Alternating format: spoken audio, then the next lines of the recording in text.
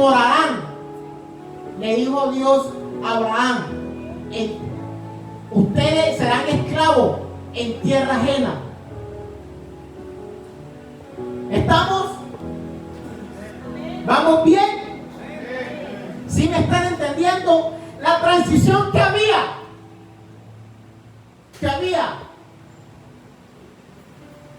Comenzó mal. Después se cumplió la palabra. Era de bendición cuando el pueblo llegó a Gosén. Llegó a Egipto por medio de José. Muere el faraón. Muere José.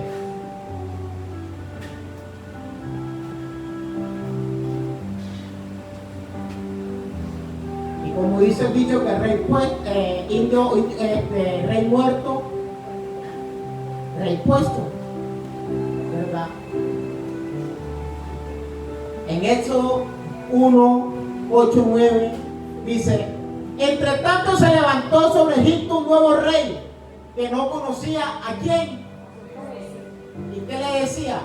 Yo al comienzo, Josué, en el tiempo de Josué se cumplió un tiempo, se cumplió una temporada.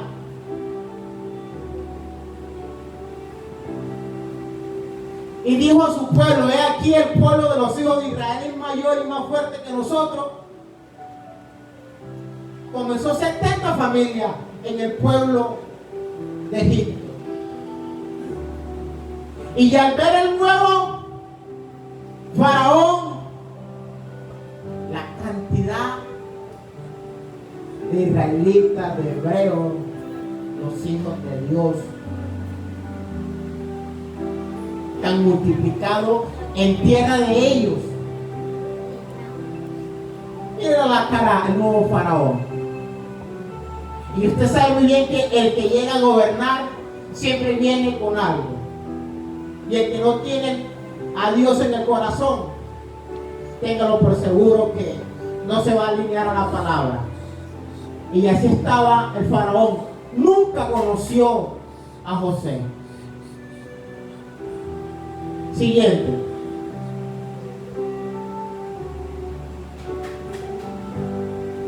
Comenzaron la opresión. Comenzó la persecución del pueblo de Israel. ¿Por qué? Porque el nuevo rey o el nuevo faraón sintió miedo, sintió angustia, sintió temor. Entonces comenzó la persecución con los hijos del Señor. Ahora dice Éxodo 1:10: ahora pues seamos sabios para con él, para que no se multiplique. Porque el pueblo de Israel cada día más se multiplicaba. Y acontezca que viniendo guerra, él también se una a nuestros enemigos y peleen contra nosotros y se vaya de la tierra. Entonces pusieron sobre ellos comisarios de tributo que le molestasen con sus cargas y edificaron para Faraón las ciudades del almacenaje Pitón y Ramenesés. Pero cuando más lo oprimían, tanto se multiplicaba y crecían de gran manera que los egipcios temían a los hijos de Israel.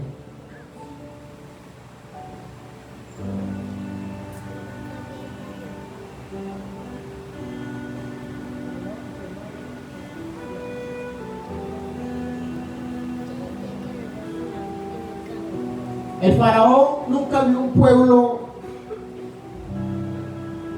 bendecido. El faraón nunca vio un pueblo próspero. El faraón no vio a un pueblo aliado. El faraón vio una amenaza para el reinado de él. Eso fue lo que vio el rey, el faraón. Imagen de opresión. Así estaba el pueblo. Cuando comenzaron el gozo, ¿qué era? Alegría, gozo. Por eso le dijo Dios a Abraham: y ustedes habitarán en tierra ajena y serán esclavos por 400 años.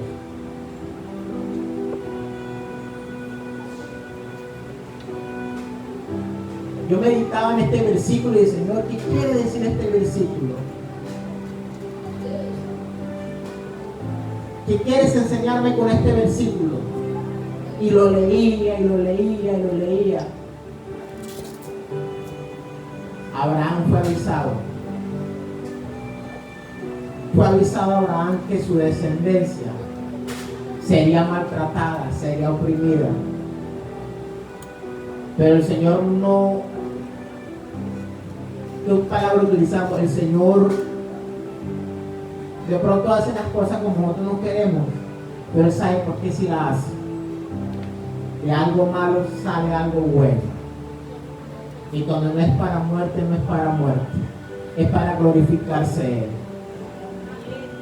Amén. Éxodo, la siguiente, Éxodo, sí, 1:10 al 12. ¿Ya? Así fue como llegó el pueblo a la esclavitud, por un ciclo cumplido del faraón y de José. Siguiente. No, anterior, el rojo ese. ¿Por qué duraron 400 años? Yo le acababa de decir que Génesis 15:13 era una prueba con propósito. Era formar el carácter del pueblo. Era enseñarle a depender de quién, de su propia fuerza o del Señor. Pero detrás de tantas cosas viene la recompensa del Señor.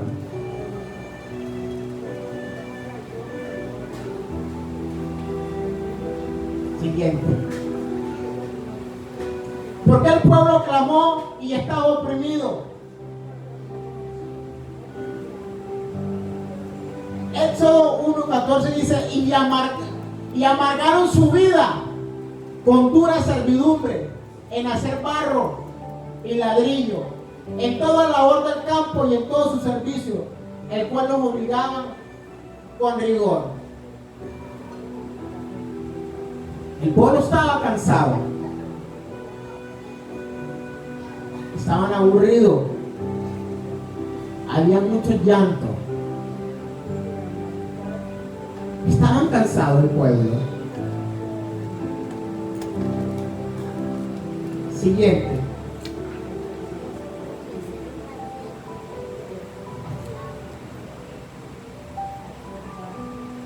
Aunque el pueblo sabía muy bien que estaba oprimido, maltratado, el pueblo se acordó de aquella promesa, de aquel pacto que había en Abraham, en Isaac y Jacob.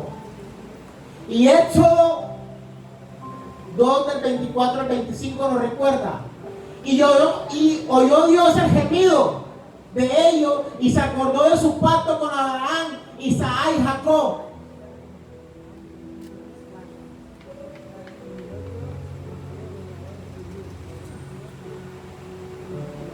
Esta es una enseñanza, no es una prédica. Estamos hablando del periodo de la transición que hubo del pueblo de Israel para llegar a la Pascua. Y Dios oyó el gemido de ellos y se acordó de su pacto con Abraham, Isaac y Jacob. Y miró Dios a los hijos de Israel y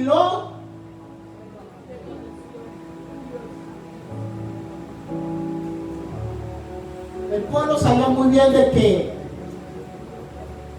había una promesa por allá escondida para su descendencia. ¿Qué hizo Dios? Siguiente.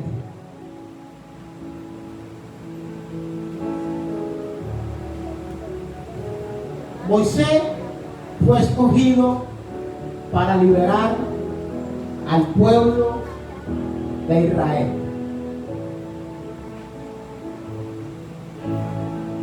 Éxodo 19:20 dice la palabra: y diciendo Jehová sobre el monte de Sinaí. El Señor citó a Moisés al monte. Y desde ahí planeó todo. Y le dijo a Moisés sobre la cumbre del monte. Y Jehová dijo a Moisés: desciende, ordena al pueblo que no traspase los límites para ver a Jehová, porque caerán multitudes de ellos. Allí se planeó todo.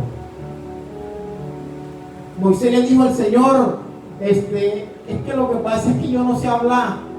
Y le puso a su hermano Aarón para que lo acompañara o para que le traduciera. Porque le dijo al Señor: ¿por qué yo? Porque así fue José también. Y el Señor elige, lo elige. Él sabía muy bien que Moisés no era de buen hablar. Y le puso una ayuda a Aarón. Y desde allá se planeó todo. Le dice: ve y le dices al faraón que suelta a mi pueblo para que salga al desierto a darme tributo, a orarme. Y cómo veníamos ahorita aprendiendo de que el faraón era de un corazón duro con el pueblo de Israel. Ya él no quería que el pueblo se fuera. Ya él le quería que le sirviera para siempre. Y el propósito del Señor no era eso. El propósito que tenía el Señor con el pueblo de Israel era para manifestar su poder.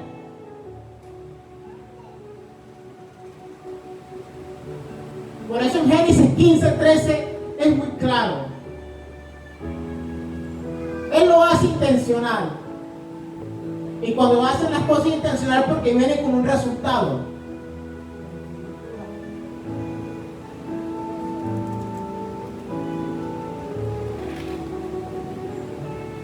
Si vamos, estamos en la transición, pero ya estamos casi que llegamos a la Pascua. La historia no la sabemos. Le dijo a Moisés: cuando esté delante de él, muéstrale su vara. ¿Para qué? Muéstrale su vara. Y se convirtió en una serpiente. Y le dijo a Moisés: si no liberas el pueblo, te comenzarán a caer, parafraseando, todo el peso de Dios, porque con Dios nadie se juega. El Señor quería enseñarle al pueblo una lección para llegar a la fiesta. Y comenzó con la primera plaga siguiente: el agua con sangre, las ranas, los piojos, moscas, muertes del ganado, úlceras, llagas, granizos, langosta, oscuridad. Y cerramos con la 10, Éxodo 4:5. ¿Me lo regalas, hermanito?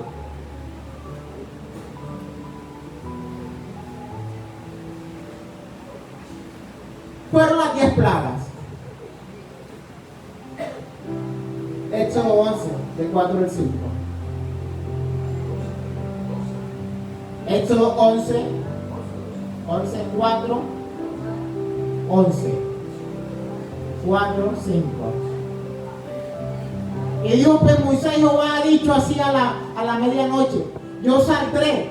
Dijo pues Moisés a Jehová: ha dicho así, a la medianoche yo saldré por medio de Egipto. Siguiente. Y morirá todo primogénito. ¿Me regala la imagen anterior, mi hermano?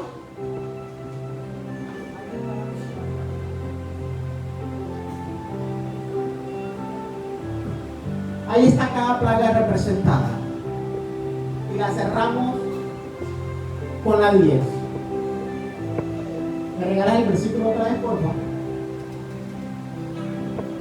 Y morirá todo primogénito en la tierra de Egipto. El faraón nunca cedió. Nunca le dio, porque cada plaga le decía de que sí iba a soltar el pueblo. Y nunca lo cumplió. Lo tomó con la última, la plaga de la muerte. Y morirá todo primogénito en tierra de Egipto, desde el primogénito de Faraón, que se sienta en su trono, hasta el primogénito de la sierva que está tras el molino, y todo primogénito, y las bestias.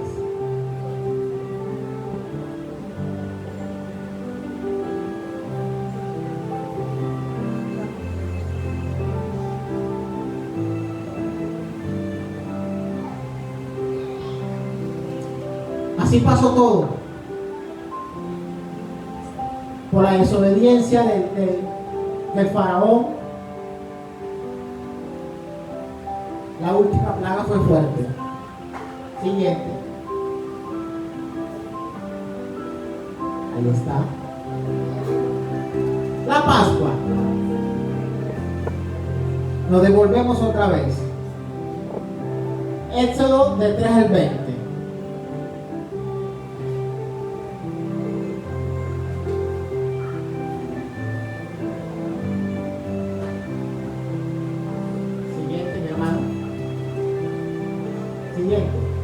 La Pascua.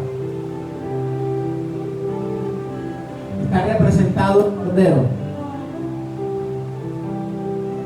Está representada la cena. ¿Por qué en la historia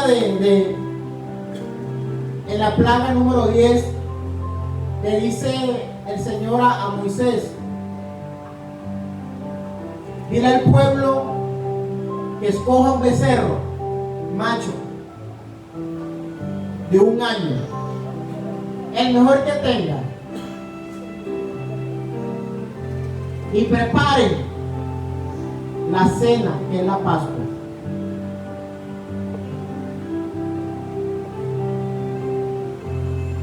Y con la sangre van a marcar la entrada de la puerta, o en la puerta, con la sangre del cordero, del animalito. Y por eso decía que la Pascua era dar el salto o dar el paso. Y todas las casas que tuvieran marcadas con la sangre del cordero, ahí la muerte no tocaba. Porque Moisés le dio el mensaje que Dios le había dado para el pueblo.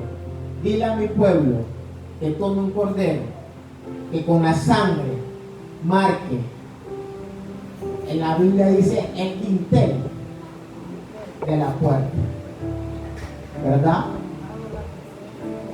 Y pasará la muerte por el lado de ella, y a ninguno de los del pueblo del Señor los tocará. Por eso hace representación en un cordero y le enseña al pueblo cómo tiene que hacerse. Pero también le dijo que tomara cada uno los animalitos, el cordero, para comer. Y la Pascua, este es el punto de la Pascua. Ya lo que sucedió fue las muertes de los niños, de las personas donde no estaba enmarcada la puerta.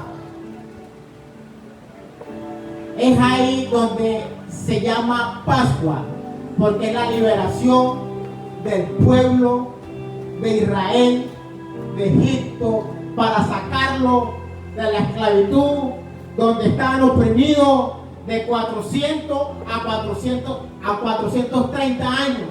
Nos enseña la palabra.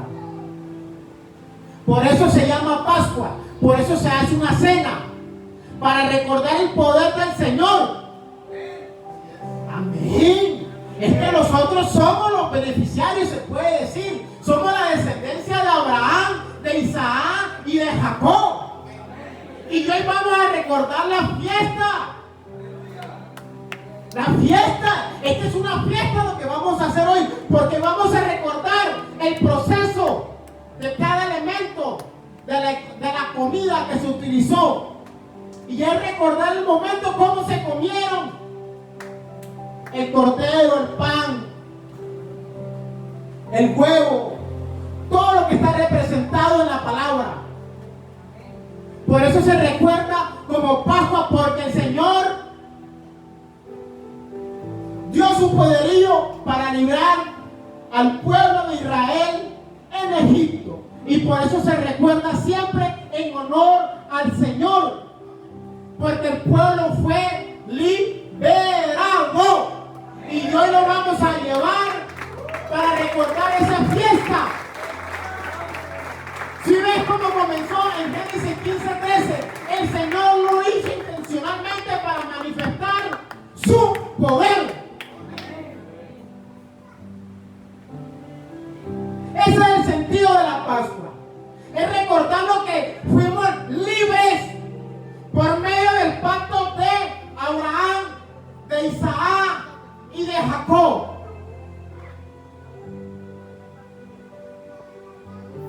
Y por eso recordamos, hoy lo vamos a recordar.